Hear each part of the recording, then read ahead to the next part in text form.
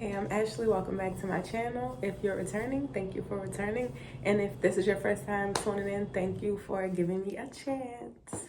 I really want to talk to everyone right now and get level, as I always say, because it's a lot of things that God has been like telling me, and I don't think I've been paying attention just because I've been trying to do my own thing. We're always so busy trying to do our own thing. We're always so busy trying to exclude God out of the equation and go our own way.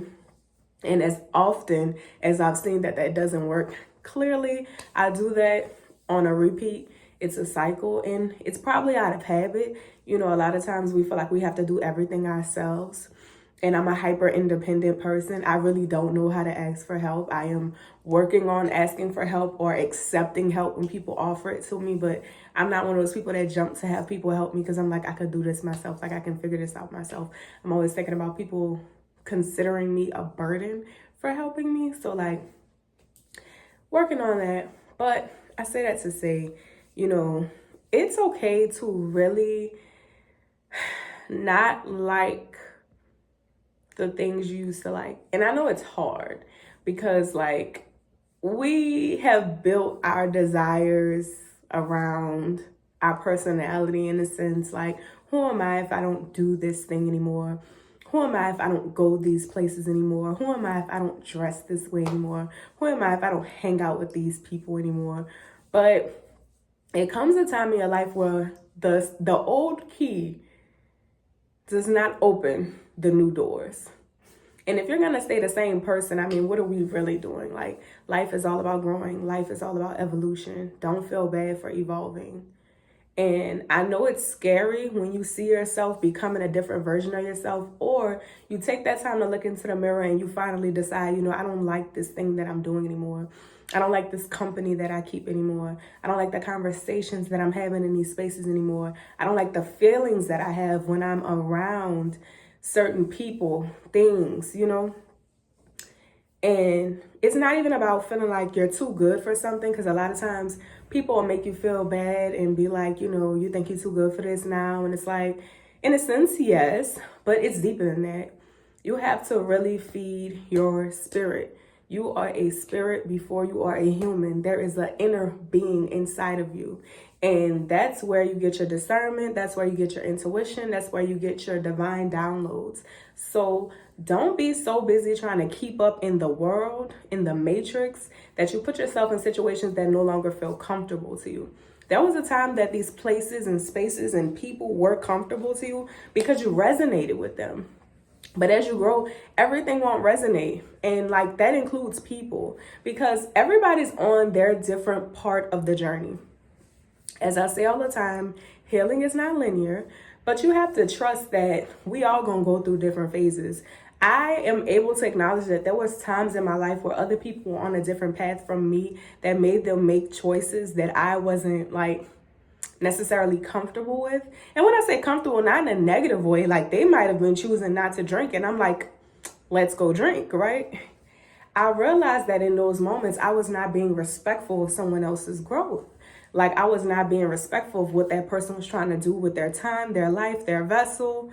You know, at the end of the day, alcohol is poison. No matter how we flip it or rub it down, no matter if we say it's fun to drink and go out, it's not good for us. And if our body is our temple, the way we binge drink as a culture, especially if you're new here, I'm from New Orleans, Louisiana. So drinking is literally a part of our culture. It is so normalized. And I always say I have a long-term goal in my life to not drink at all. And it's hard because, like, alcohol is everywhere here. But honestly, I know it's not good for us. So I don't plan on just drinking for the rest of my life. It just doesn't seem smart. Doesn't even seem enjoyable anymore. But I say that to say there were times where people were on different phases, versions of their journey, where they wanted to do things or stop doing things that I still wanted to do and I didn't understand. And you're going to run into that because there's going to be a lot of people that aren't where you are, that don't feel how you feel. You know, they haven't got tired of where they're at yet. They haven't gotten fed up with their habits yet. So they may still invite you to do the same things and to go to the same places. And when you feel challenged in that way, it's important to do your self checks with yourself. I don't think we check in with ourselves enough. You know, we may say we do, but I really don't think we check in with ourselves enough, because if we really checked in with ourselves as much as we needed to, we would avoid so many detrimental situations. Like if you really stopped and asked yourself, why am I doing this? Am I comfortable doing this? What would be the consequences of me doing this?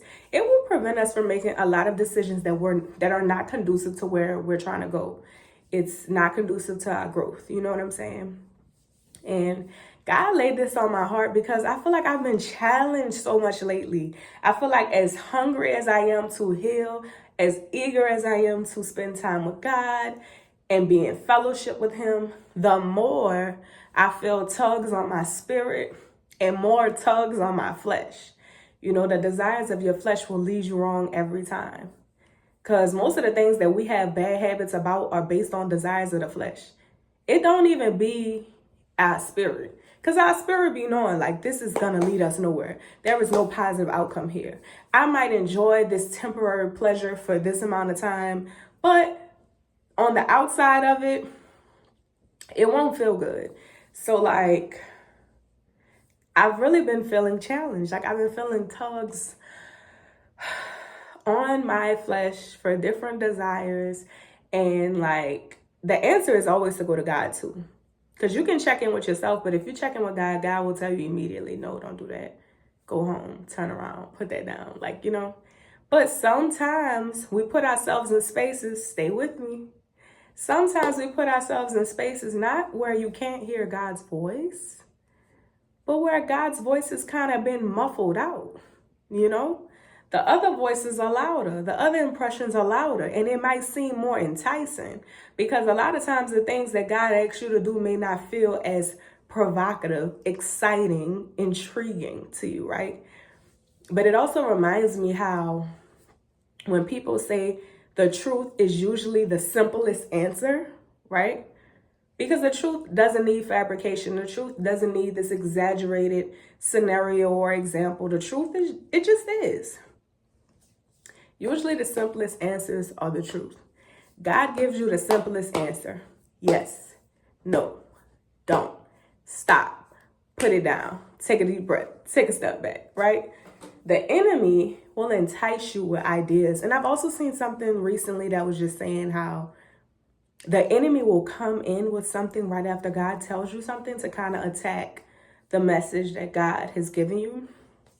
And I noticed that because it's like, you may have asked God something, or you may be pondering about something. Because one thing about it, God can read your mind. The enemy cannot read your mind. The enemy can only attack your mind, but the enemy cannot read your mind. But God will tell you something. God will lay something on your spirit. God will lay something on your heart. And you'll be, you know, processing that information. And then not long after, there'll be another voice or another idea that comes in that kind of negates what God just told you. But it'll say it in a clever little way, a little sly way. It'll throw a little bit of the truth in there. But remember, a little bit of the truth is still a whole lie, right? A little bit of the truth is still a whole lie. So we can never be distracted or deceived by the enemy when God has already told us what it is.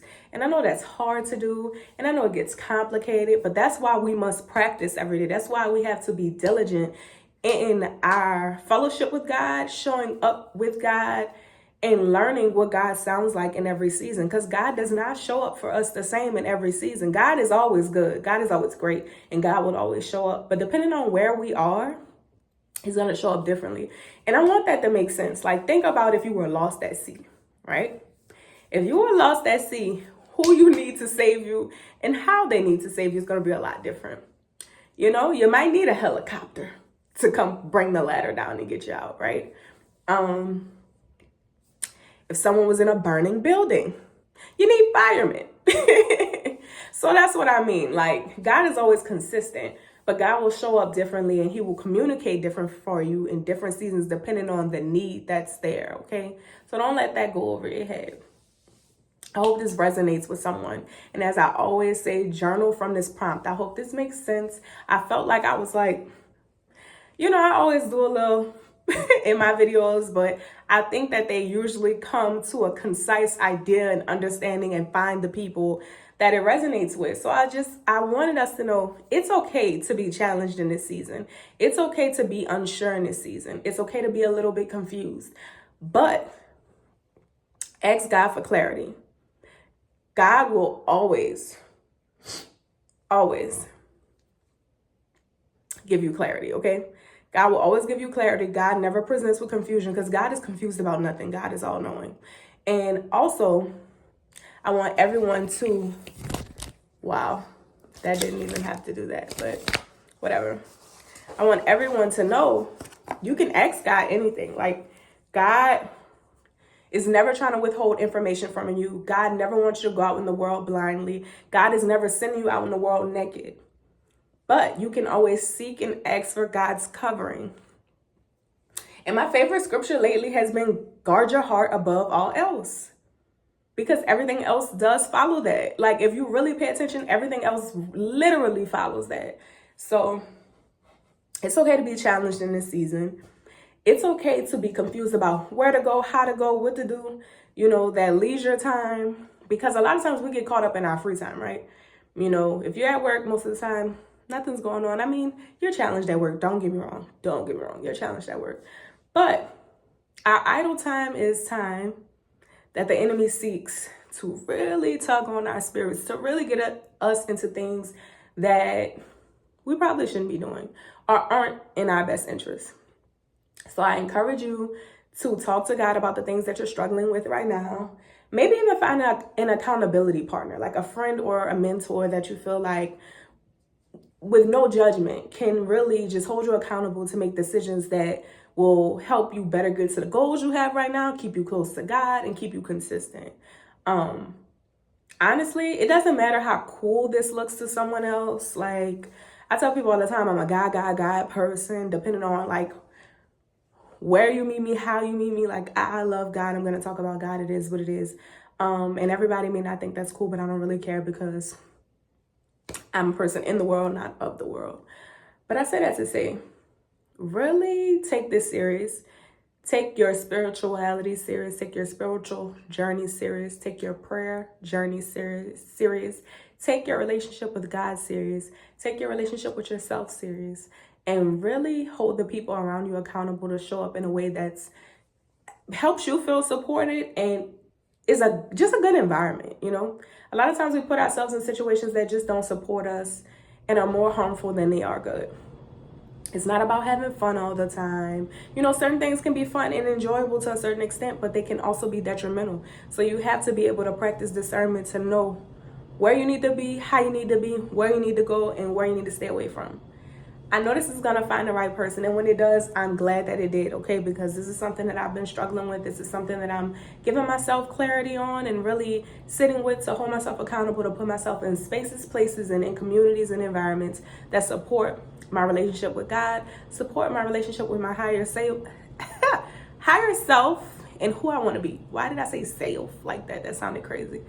Anyways, if you stayed this long, thank you for tuning in. I'll see you guys in the next time. Like, comment, and subscribe. Tell me what you want me to talk about. I tell you guys all the time, we're building a community to grow and be the best version of ourselves. So thank you for watching. See you guys next time.